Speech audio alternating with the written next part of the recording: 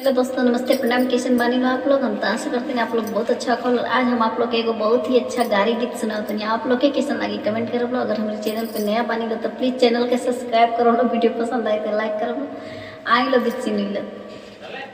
Photo काम खींचा रिलिया और आए जाई है। फोटो काम खींचा, फोटो काम खींचा रिलिया और आए जाई है। फोटो काम खींचा, समधि के दीदी के उठाई खींचा, बैठाई खींचा, अब बीचे लेटाई खींचा।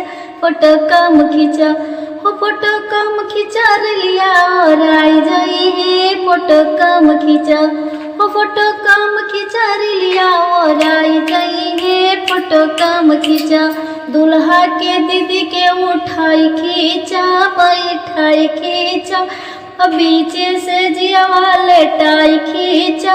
फोटो काम खींचा, फोटो काम खींचा रिलिया और आए जाई है। फोटो काम खींचा, फोटो काम खींचा रिलिया और आई जाई है। फोटो काम खींचा। बढ़िया।